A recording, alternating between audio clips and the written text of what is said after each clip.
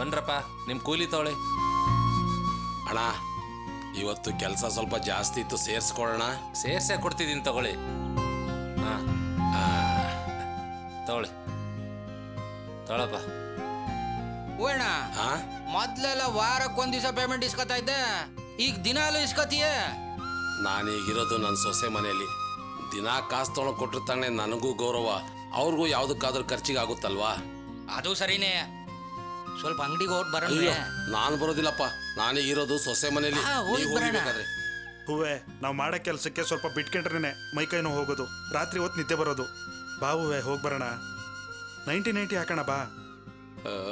ಬೇಡಪ್ಪ, ನಾನು ಆಗಲೇ ಹೇಳಿದ್ನಲ್ಲ ನಾನೀಗಿರೋ ಸೊಸೆ ಮನೆಯಲ್ಲಿ ಅಂತ. ಕುಡ್ಕೊಂಡು ಹೋದ್ರೆ ಚೆನ್ನಾಗಿರುತ್ತಾ? ನೀನೇನು ಹೊಸ್ದಾಗಿ ಕುಡಿತಾ ಇದೆಯಾ ಅಥವಾ ನೀ ಕುಡಿಯೋದು ನೀನು ಸೊಸೆ ಗೊತ್ತಿಲ್ವಾ? ಬರೀ 90 ಹಾಕ ಬರೋಣ ಬಾ ಬಾ. ಏನಪ್ಪ ಎಷ್ಟು ಹೇಳಿದ್ರು ಕೇಳಲ್ಲ ಅಂತೀರಾ? ನಡೀರಿ ನಡೀರಿ. ನೋಡುವೆ, ನಾವು ಮಾಡೋ ಕೆಲಸಕ್ಕೆ ರಾತ್ರಿ ಹೊತ್ತು ನಿದ್ದೆ ಬರೋದಿಲ್ಲ, ಅದಕ್ಕೆ 90 ಅಂತ ಕರೆದದ್ದು. ನಾವೇನು ಡೈಲಿ ಕುಡಿತೀವ? ಏನೋ ಮೈಕೈ ನೋವು ಅಂತ ಕುಡಿಯೋದು ಅಷ್ಟೇ. ಬಾ ಸುಮ್ಮನೆ.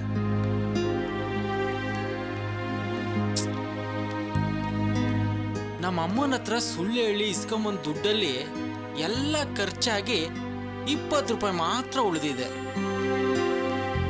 ಈ 20 ರೂಪಾಯಿಗೆ 90 ಕೂಡ ಬರೋದಿಲ್ಲ. 10 ರೂಪಾಯಿ ಬೇಕೇ ಬೇಕು. ಏನ್ ಮಾಡ್ಲಿ? ಏನಾದ್ರೂ ಮಾಡ್ಲೇಬೇಕು. ಅಣ್ಣ ಅಣ್ಣ ಅಣ್ಣ, ನನ್ನ ಹತ್ರ 20 ರೂಪಾಯಿ ಇದೆ. 10 ರೂಪಾಯಿ ಕೊಟ್ರೆ 90 ತಗೊಂತೀನಿ. ಯೋ, ಬೆಳಗ್ಗೆ ನಿಂದೇನ್ ಕತೆ? ಹೋಗಯ್ಯ, ನಂದೇನ ಆಗಿದೆ ಒಂದು ಒಳ್ಳೆ ಕತೆ.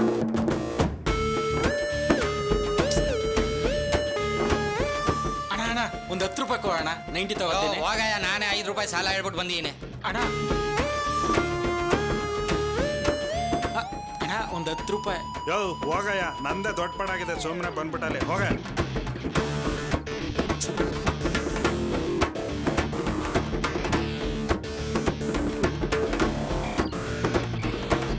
ಬೇಡ ಅಂದ್ರೆ ಕೇಳೋದಿಲ್ಲ. ನೀವು ಏನ್ರಪ್ಪ, ನೀವು ನನ್ನನ್ನ ಬಲವಂತ ಮಾಡ್ತಾ ಇದ್ರಲ್ಲ. ಬೇಡ ಕಣ್ರೆ, 10 ರೂಪಾಯಿ ಕೊಡಿ ಅಣ್ಣ. ಏನಪ್ಪ ನೀವು?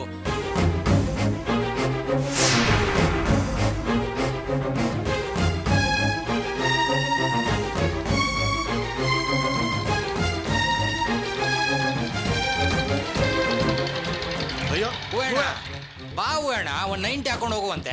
ಆಗ್ಲೇ ಹೇಳಿದ್ನಲ್ಲ ಬೇಡ ಅಂತ. ನೀವು ಹೋಗಿ ಹಾಕೊಂಡು ಹೋಗುವ ಬಾ. ನೀವು ಹೋಗಿ ಹಾಕೊಂಬರ್ರಪ್ಪ. ಅಯ್ಯೋ ಏನಪ್ಪ ಇಲ್ಲೂ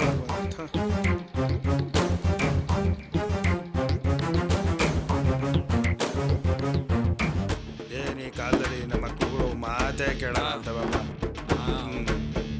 ಏನ್ ಮಾಡಿಯ ಈ ಕಾಲದಾಗೆಲ್ಲ ಹಂಗೆ. ಏನ್ ಮಾಡೋದು, ನಾನು ಬಿಟ್ಬಿಟ್ಟಿದ್ದೀನಿ. ಕಾಲೇಜ್ಗೆ ಹೋಗ್ತೀನಿ ಅಂತ ಹೋಗೋದು, ಎಲ್ಲೋ ಸುತ್ತೋದು. ಹೌದೌದು, ಎಷ್ಟು ಹೇಳಿದ್ರು ಕೇಳಲ್ಲ.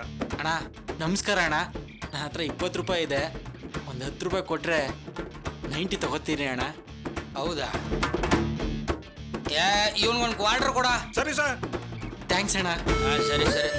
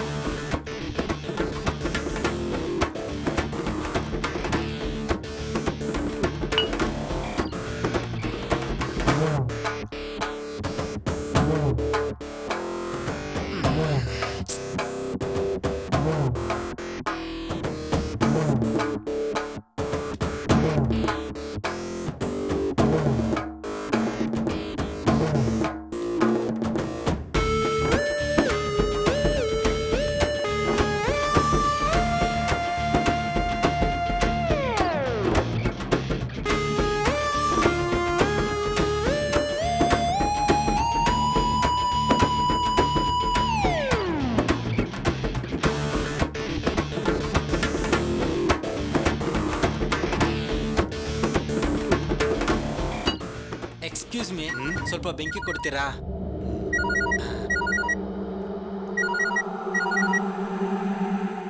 ಹಲೋ, ಹೌದು ಕಣೋ, ನಾನೆಲ್ಲ ಹೇಳಿದ್ದೀನಿ. ನೀ ಅವನ ಜೊತೆ ಹೋಗ್ಬಿಟ್ಟು ನನಗೆ ಫೋನ್ ಮಾಡು. ಓಕೆಪ್ಪ, ಓಕೆ ಬಾಯ್. ಎಲ್ಲದನಪ್ಪ ನಾವು ಸಿಗರೇಟ್ ತಗೊಂಡು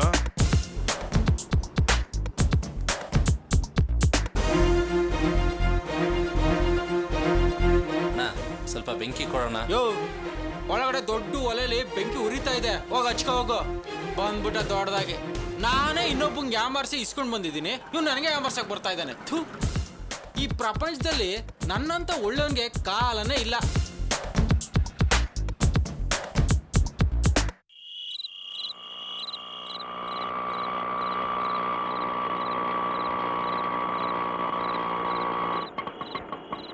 ಇಲ್ಲೇ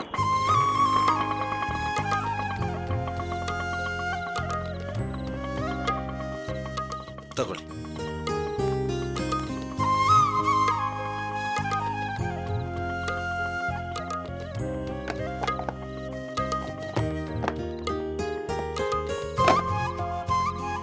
ಏನ್ ಸರ್, ಹೊಸ ಚೇರ ಸರ್? ಹಾ, ಇರ್ಲಿ ಅಂತ ತಗೊಂಡೆ. ಕುಡಿ, ತಗೋತೀನಿ. ಪರವಾಗಿಲ್ಲ ಬಿಡಿ. ಇರ್ಲಿ ಬಿಡಿ ಸರ್. ನಾನು ಇಳಿಸ್ತೀನಿ.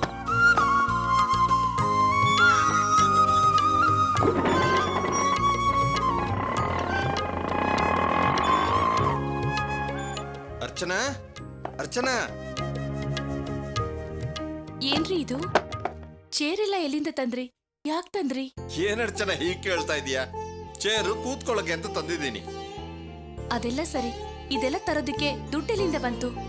ಅರ್ಚನಾ, ನಾನು ಬೆಳಗ್ಗೆ ಅವಸರವಾಗಿ ಹೋದ್ನಲ್ಲ, ಎಲ್ಲಿಗೆ ಹೋಗಿದ್ ಗೊತ್ತಾ? ಅದೇ ನನ್ನ ಅಗ್ರಿಮೆಂಟ್ ಕ್ಯಾನ್ಸಲ್ ಮಾಡಿ ನನಗೆ ಗಾಡಿಗಳನ್ನ ಕೊಡೋಕ್ಕಾಗಲ್ಲ ಅಂತ ಹೇಳಿದ್ರಲ್ಲ ಕಂಪನಿಯವರು, ನಾನು ಅವ್ರ ಹತ್ರ ಹೋಗಿದ್ದೆ. ಅವ್ರು ನನಗೆ ಮತ್ತೆ ಆರ್ಡರ್ಗಳನ್ನ ಕೊಡ್ತೀನಿ ಅಂತ ಹೇಳಿದ್ದಾರೆ. ನಿಜ ಹೇಳ್ತಿದ್ದೀರಾ? ಮೊದ್ಲು ನಿಮ್ಮನ್ನ ಕರೆದು ಅವಮಾನ ಮಾಡಿದ್ರು, ಆರ್ಡರ್ ಕ್ಯಾನ್ಸಲ್ ಮಾಡಿದ್ರು ಅಂತ ಹೇಳಿದ್ರಿ. ಈಗ ಮತ್ತೆ ನಿಮ್ಮನ್ನ ಕರೆದು ಆರ್ಡರ್ ಕೊಟ್ರಾ? ಇದೆಲ್ಲದಕ್ಕೂ ಕಾರಣ ನಂದಿನಿ. ನಂದಿನಿನಾ? ಹೌದು, ಅವಳು ಆ ಕಂಪ್ನಿ MD ಹತ್ರ ಹೋಗಿ ಜೈಲಿಗೆ ಹೋಗಿ ಬಂದ ತಕ್ಷಣ ಅವ್ರ ಅಪರಾಧಿ ಆಗಿರೋದಿಲ್ಲ, ಅವ್ರು ಯಾವ ತಪ್ಪನ್ನು ಮಾಡಿರೋದಿಲ್ಲ ಅಂತ ಅವ್ರಿಗೆ ಅರ್ಥ ಮಾಡಿಸಿದ್ದಾಳೆ. ಅಲ್ಲಿ ಏನಾಯ್ತು ಅಂದ್ರೆ,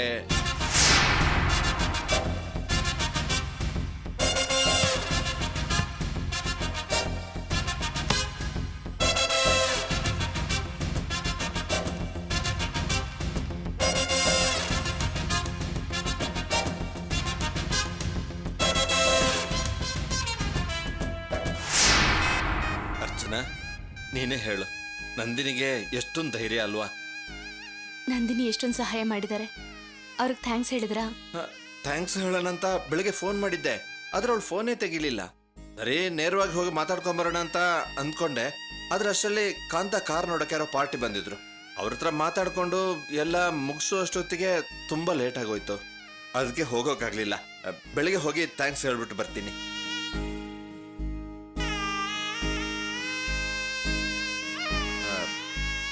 ಹರಿ, ಕಾಂತ ಕಾರ್ ಮಾರಿರೋ ದುಡ್ಡು ಇದರಲ್ಲಿ 1,20,000 ರೂಪಾಯಿ ಇದೆ.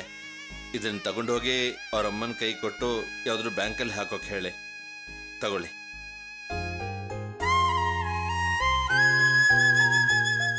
ಹರಿ, ಯಾಕೆ ಹಾಗೆ ನೋಡ್ತಾ ಇದ್ದೀರಾ? ತಗೊಳ್ಳಿ.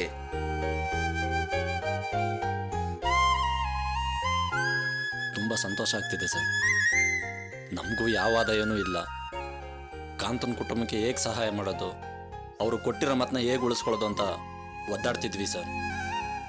ಇಂಥ ಸಮಯದಲ್ಲಿ ನೀವು ದಿಢೀರಂತ ಇಷ್ಟೊಂದು ದುಡ್ಡು ಕೊಟ್ಟಿದ್ದೀರಾ. ಕಾಂತನ ಕುಟುಂಬಕ್ಕೆ ಈ ದುಡ್ಡಿಂದ ತುಂಬ ಸಹಾಯ ಆಗುತ್ತೆ ಸರ್. ಇದರಲ್ಲಿ ನನ್ನ ಸಹಾಯ ಏನೂ ಇಲ್ಲ. ಕಾಂತ ಕಾರನ್ನ ಮಾರದೆ ಅದರಲ್ಲಿ ಬಂದಿರೋ ದುಡ್ಡನ್ನ ಕೊಟ್ಟೆ ಅಷ್ಟೇ.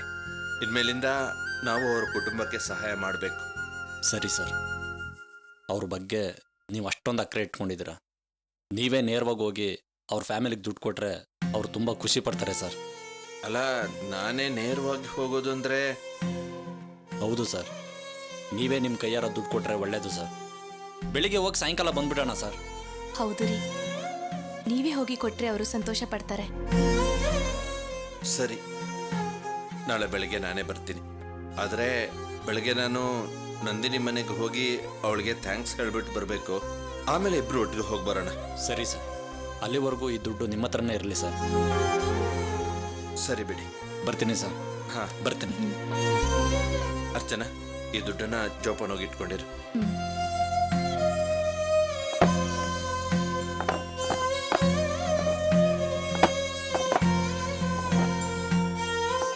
ಅಪ್ಪ ಬನ್ನಿ. ಯಾಕಪ್ಪ ಒಂಥರ ಇದ್ದೀರಾ? ಏನಾಯ್ತು?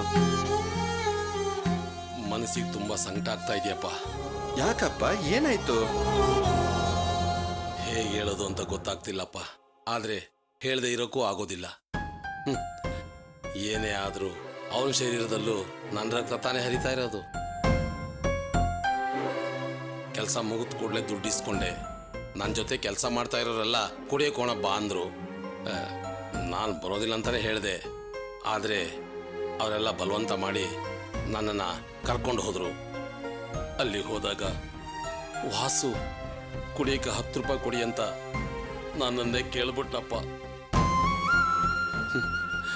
ಅವನು ಫ್ಯಾನ್ ಕೆಳಗೆ ಕೂತ್ಕೊಂಡು ಗೌರವದಿಂದ ಕೆಲಸ ಮಾಡಲಿ ಅಂತ ಹೇಳಿ ನೀನು ತುಂಬ ಕಷ್ಟಪಟ್ಟು ಅವನ ಓದಿಸ್ದೆ. ಆದರೆ ಈಗ ಅವನ ಪರಿಸ್ಥಿತಿ ನೋಡಿದ್ಯಾ? ಜನ್ಮ ಕೊಟ್ಟ ತಂದೆ ಹತ್ರನೇ ಭಿಕ್ಷೆ ಬೇಡೋ ಮಟ್ಟಕ್ಕೆ ಇಳಿದ್ಬಿಟ್ನಲ್ಲಪ್ಪ. ಅದನ್ನು ನೋಡಿದ ಕೂಡಲೇ ನನ್ನ ಜೀವನೇ ಹೊರಟೋದಂಗೆ ಆಯ್ತಪ್ಪ. ಏನಪ್ಪ ಇವನು ನಮ್ಮನೇಲೇ ಇದ್ಕೊಂಡು ನಾವು ಹಾಕಿದ್ದು ಊಟ ಮಾಡಿಕೊಂಡು ಆ ಪಾಪಿ ಬಗ್ಗೆ ದುಃಖದಿಂದ ಮಾತಾಡ್ತಾ ಇದ್ದಾನಲ್ಲ ಅಂತ ನೀವಿಬ್ಬರು ತಪ್ಪು ತಿಳ್ಕೊಬೇಡಿ. ಮನಸ್ಸು ಕೇಳಲಿಲ್ಲಪ್ಪ. ಅದಕ್ಕೆ ಏನ್ ಹೇಳ್ಬೇಕು ಅಂತಾನೆ ಗೊತ್ತಾಗ್ತಿಲ್ಲ ಮಾವ. ತಪ್ಪು ಮಾಡ್ದೋನು ಶಿಕ್ಷೆ ಅನುಭವಿಸ್ಲೇಬೇಕಲ್ವಾ? ಉಪ್ಪು ತಿಂದ ಮೇಲೆ ನೀರು ಕುಡಿಲೇಬೇಕು. ನೀವು ಹೋಗಿ ಕೈಕಾಲು ತೊಳ್ಕೊಂಡು ಬನ್ನಿ. ಏನಿದು, ಏನೋ ಕೆಟ್ಟ ವಾಸನೆ ಬರ್ತಿದ್ಯಲ್ಲ? ಅದು ಕೆಟ್ಟ ವಾಸನೆ ಏನಿಲ್ಲಮ್ಮ. ನನ್ನ ಬೆವರಿನ ವಾಸನೆ ಇರಬೇಕಮ್ಮ. ಬೆವರು ವಾಸನೆ ಅಲ್ಲ ಮಾವ, ಏನೋ ಕೆಟ್ಟ ವಾಸನೆ. ಹೌದು, ನೀವೇನ್ ಕೆಲಸ ಮಾಡ್ತಿದ್ದೀರಾ? ಎಲ್ಲಿ ಕೆಲಸ ಮಾಡ್ತಿದ್ದೀರಾ? ಅದು ಕಾಮಾಕ್ಷಿ ಪಾಳ್ಯದಲ್ಲಿ ಗೊಬ್ಬರದ ಫ್ಯಾಕ್ಟ್ರಿ ಇಲ್ವೇನಮ್ಮ, ಅಲ್ಲಿ ಕೆಲಸ ಮಾಡ್ತಾ ಇದ್ದೀನಿ. ಗೊಬ್ಬರ ಕಲಿಸುವಾಗ ಗೊಬ್ಬರ ಮೈ ಮೇಲೆ ಬಿತ್ತು ಅಂತ ಕಾಣುತ್ತೆ, ಅದ್ರ ವಾಸನೆ ಇರಬೇಕು. ಕಾಮಾಕ್ಷಿ ಪಾಳ್ಯದಲ್ಲಿ ಯಾವ ಗೊಬ್ಬರದ ಫ್ಯಾಕ್ಟ್ರಿನೂ ಇಲ್ವಲ್ಲ ಮಾವ? ಕಾಮಾಕ್ಷಿ ಪಾಳ್ಯದಲ್ಲಿ ಅಂದರೆ ಆ ಕಡೆ ಹೌಸಿಂಗ್ ಬೋರ್ಡು ಪ್ರಶಾಂತ್ ನಗರ ಮಧ್ಯದಲ್ಲಿ ಇದೆಯಲ್ಲ. ಅಯ್ಯೋ, ಅಲ್ಲೆಲ್ಲ ನೀನು ಹೋಗಿರೋದಿಲ್ಲ ಬಿಡಮ್ಮ. ಈಗ ಅದೆಲ್ಲ ಯಾಕೆ, ನಾನು ಹೋಗಿ ಸ್ನಾನ ಮಾಡ್ಕೊಂಬಂದ್ಬಿಡ್ತೀನಿ.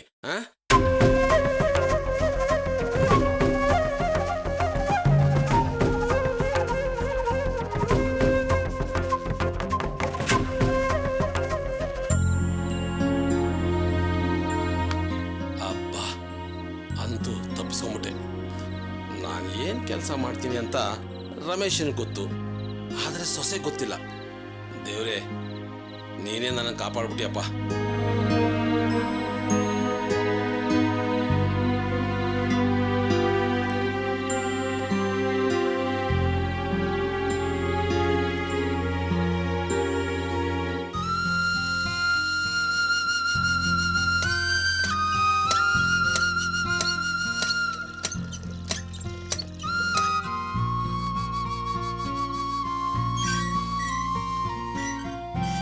ಯಾರದು ಇಷ್ಟೊತ್ತಿನಲ್ಲಿ ಸ್ನಾನ ಮಾಡ್ತಾ ಇರೋದು? ನಾನಮ್ಮ, ರಮೇಶನ್ ತಂದೆ. ಯಾಕಮ್ಮ ಇಷ್ಟೊತ್ತಿಗೆ ಸ್ನಾನ ಮಾಡಬಾರ್ದಾ? ನನ್ನನ್ನು ಕ್ಷಮಿಸ್ಬಿಡ್ರಮ್ಮ. ಇಷ್ಟೊತ್ತಿನಲ್ಲಿ ಸ್ನಾನ ಮಾಡೋದು ತಪ್ಪಲ್ಲ, ಆದ್ರೆ ನಿನ್ನ ಮಗನ ಮನೆಗೆ ಯಾವಾಗೋ ಬರ್ತಿದ್ದೆ, ಯಾವಾಗೋ ಹೋಗ್ತಾ ಇದ್ದೆ. ಇಷ್ಟೊತ್ತಿನಲ್ಲಿ ಇಲ್ಲಿ ಬಂದು ಸ್ನಾನ ಮಾಡ್ತಾ ಇದೆಯಲ್ಲ, ಇದೇನ್ ಧರ್ಮಛತ್ರ ಕೆಟ್ಟೋಯ್ತಾ? ಅಯ್ಯಯ್ಯೋ, ಮುದ್ಕಿ ಮತ್ತೆ ಶುರು ಮಾಡಿದ್ಲಲ್ಲಪ್ಪ. ಏನ್ ನಡೆಯುತ್ತೋ ಏನೋ. ಅಮ್ಮ, ಇನ್ಮೇಲೆ ನಾನು ಮಗನ ಮನೇಲೇ ಇರ್ತೀನಮ್ಮ. ಏನಂದೆ? ಮಗನ ಮನೇಲಿ ಇರ್ತೀಯಾ? ಹೌದಮ್ಮ, ನನಗೂ ನನ್ನ ಹೆಂಡತಿಗೂ ಸಣ್ಣ ಮನಸ್ತಾಪ. ಅದಕ್ಕೆ ಬೆಳಿಗ್ಗೆನೇ ಇಲ್ಲಿಗೆ ಬಂದ್ಬಿಟ್ನಮ್ಮ.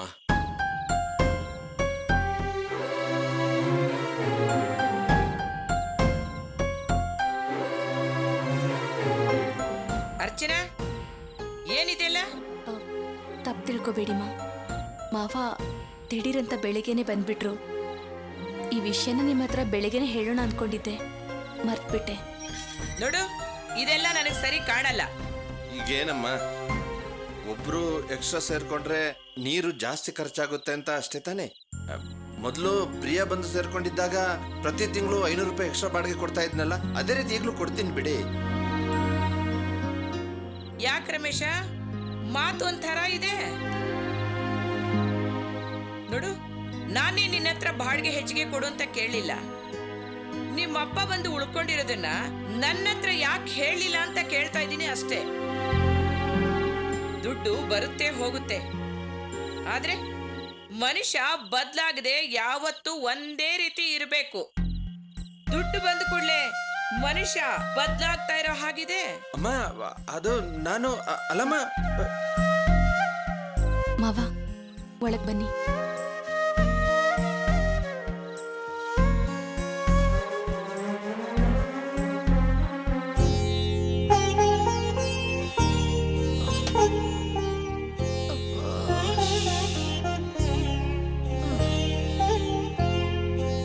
ಬೆಳಿಗ್ಗೆನೆ ಕೆಲಸ ಅಂತ ಹುಡುಕೊಂಡು ಹೋದ.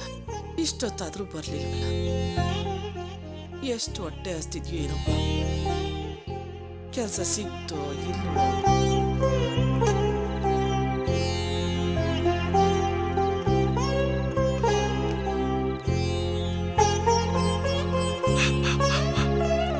ಸದ್ಯ ವಾಸನೆ ಇಲ್ಲ.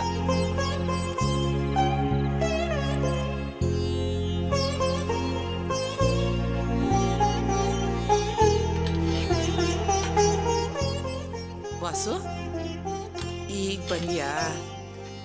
ನೀನಿನ್ನೂ ಬರ್ಲಿಲ್ವಲ್ಲ ಅಂತ ಕಾಯ್ತಾ ಇದ್ದೆ ಕಣೋ. ನಂಗೂ ಹೊಟ್ಟೆ ಹಸಿತಾಯ್ತು. ಅದಕ್ಕೆ ಎಲ್ಲನೂ ತಂದಿಟ್ಕೊಂಡೆ ಊಟ ಮಾಡೋಣ ಅಂತ. ಯಾಕೋ ಇಷ್ಟು ತಡ ಮಾಡಿದೆ? ಹೌದು, ಹೋದ್ ಕೆಲ್ಸ ಏನಾಯ್ತು? ಕೆಲ್ಸ ಸಿಕ್ತಾ? ಅದಕ್ಕೆ ಇಷ್ಟು ತಡ ಆಯ್ತಾ? ನಿಂತ್ಕೊಳ ಅಲ್ವೋ? ನನ್ನ ಪಡಂಗ್ ನಾನು ಮಾತಾಡ್ತಾನೆ ಇದ್ದೇನೆ, ನಿನ್ ಪಡಂಗ್ ನೀನು ಹೋಗ್ತಾನೆ ಇದೆಯಲ್ಲ, ಏನು ಕೇಳಿಸ್ಕೊಳ್ತೇನೆ. ನಿನ್ನೇ ಕಣೋ ಕೇಳ್ತಿರೋದು. ಯಾಕಮ್ಮ ತಲೆ ತಿಂತ್ಯ? ಕೆಲ್ಸನೂ ಸಿಕ್ಲಿಲ್ಲ, ಏನು ಸಿಕ್ಲಿಲ್ಲ. ಅಲ್ಲ ಕಣೋ, ಬೆಳಗ್ಗೆ ನೀನು ಹೇಳ್ಬಿಟ್ಟು ಹೋಗಿದ್ದನ್ನೇ ಮನ್ಸಲ್ಲಿ ಇಟ್ಕೊಂಡು ನಿನಗೆ ಕೆಲಸ ಸಿಕ್ತೇನೋ ಅಂತ ಕೇಳ್ದೆ. ಈಗ ಬಂದು ಈ ರೀತಿ ಹೇಳ್ತಿದ್ಯಲ್ಲೋ, ಯಾಕೋ ಕೆಲಸ ಸಿಗ್ಲಿಲ್ಲ? ಅಮ್ಮ, ಎಲ್ಲದಕ್ಕೂ ಕಾರಣ ನಮ್ಮ ಮಾವ ಅಮ್ಮ. ಏನೋ ಹೇಳ್ತಿದ್ಯಾ? ಹೌದಮ್ಮ, ಫ್ರೆಂಡ್ ಹೇಳ್ದ ಅಂತ ಒಂದು ಕಂಪ್ನಿಗೆ ಕೆಲ್ಸಕ್ಕೆ ಅಂತ ಹೋದ್ನಲ್ಲ, ಅಲ್ಲಿ ನನ್ನ ಬಗ್ಗೆ ಫುಲ್ ಡೀಟೇಲ್ಸ್ ಕೇಳಿದ್ರಮ್ಮ. ನಾನು ಸುಳ್ಳು ಹೇಳ್ಬಾರ್ದು ಅಂತ ನಾನು ನಮ್ಮ ಮಾವನ ಹೆಸರು ಹೇಳಿದೆ. ಅದಕ್ಕೆ ಅವರು, ಓ ನೀನು ರಾಜಶೇಖರ್ ಅಳಿಯನಾ, ನಿನಗಿಲ್ಲಿ ಕೆಲಸ ಇಲ್ಲ ಅಂತ ಹೇಳ್ಬಿಟ್ರಮ್ಮ. ಬರೀ ಅದೊಂದೇ ಕಂಪ್ನಿ ಅಲ್ಲಮ್ಮ, ಬೇರೆ ಕಡೆ ಎಲ್ಲೋದ್ರೂ ನನಗೆ ಕೆಲಸನೇ ಕೊಡ್ತಿಲ್ಲಮ್ಮ. ನನಗೇನು ಮಾಡಬೇಕು ಅಂತಾನೆ ಗೊತ್ತಾಗ್ತಿಲ್ಲಮ್ಮ. ತುಂಬ ನೋವಾಗ್ತಾ ಇದೆಯಮ್ಮ. ಈಗೇನು ಮಾಡೋದು? ಅಲ್ಲ ಕಣೋ, ಬೇರೆ ಎಲ್ಲಾದ್ರೂ ಪ್ರಯತ್ನ ಮಾಡ್ಬೋದಿತ್ತಲ್ವಾ? ನಾನು ಪ್ರಯತ್ನ ಮಾಡದೆ ಇರ್ತೀನೇನಮ್ಮ. ಎಲ್ಲಿಗೆ ಹೋದ್ರೂ ಅದೇ ಗೋಳಮ್ಮ, ನನಗೆ ಕೆಲಸನೇ ಕೊಡೋದಿಲ್ಲ ಅಂತ ಇದ್ದಾರೆ. ನಿನಗೆ ಹೇಗೆ ಮುಖ ತೋರಿಸೋದು ಅಂತ ಯೋಚನೆ ಮಾಡ್ಕೊಂಡೇ ಬಂದೆ ಅಮ್ಮ. ಹೋದ್ರೆ ಹೋಗ್ಲಿ ಬಿಡು, ಇಷ್ಟಕ್ಕೆಲ್ಲ ಮನ್ಸು ಕೆಡ್ಸ್ಕೊತಾರ? ಬಾ ಊಟ ಮಾಡುವಂತೆ. ನನಗೆ ಊಟ ಬೇಡಮ್ಮ, ನೀನು ಊಟ ಮಾಡು, ನಾನು ಆಮೇಲೆ ಊಟ ಮಾಡ್ತೀನಿ. ಅಲ್ಲ ಕಣ ವಾಸು, ಈ ಮನೆಯಲ್ಲಿರೋದು ನಾವಿಬ್ರೆ. ನಿನ್ನನ್ ಬಿಟ್ಟು ನಾನು ಒಬ್ಳೆ ಹೆಂಗ ಊಟ ಮಾಡ್ಲಿ? ಬೆಳಗ್ಗೆಯಿಂದ ಅಳ್ದಾಡಿ ಸುಸ್ತಾಗಿ ಬಂದಿದ್ಯಾ. ಬಾರೋ ಒಂದು ಊಟ ಮಾಡುವಂತೆ. ಅಮ್ಮ, ನನಗೆ ಯಾಕೋ ಮನಸ್ಸೇ ಸರಿಗಿಲ್ಲಮ್ಮ. ನೀನು ಊಟ ಮಾಡಮ್ಮ, ನಾನು ಆಮೇಲೆ ಊಟ ಮಾಡ್ತೀನಿ. ಏ ವಾಸು, ಮುಖ ನೋಡ್ತಿದ್ರೆ ನನ್ನ ಕರುಳೆ ಕಿತ್ತು ಬಂದಂಗಾಗತ್ತೆ ಕಡು. ಬಾರೋ, ಎಷ್ಟು ಸೇರುತ್ತೆ ಅಷ್ಟು ತಿನ್ನುವಂತೆ. ಅಮ್ಮ, ನನಗೆ ಹಿಂಸೆ ಕೊಡಬೇಡಮ್ಮ, ನಾನು ಆಮೇಲೆ ಊಟ ಮಾಡ್ತೀನಮ್ಮ. ಯಾಕೋ ಆ ಕಡೆನೇ ತಿರ್ಕೊಂಡು ಮಾತಾಡ್ತಿದ್ಯಾ? ನನ್ನ ಕಡೆ ತಿರ್ಕೊಂಡು ಮಾತಾಡೋ. ಅಮ್ಮ, ನಾನು ಡ್ರೆಸ್ ಚೇಂಜ್ ಮಾಡ್ಕೊಂಡು ಬಂದ್ಬಿಡ್ತೀನಮ್ಮ.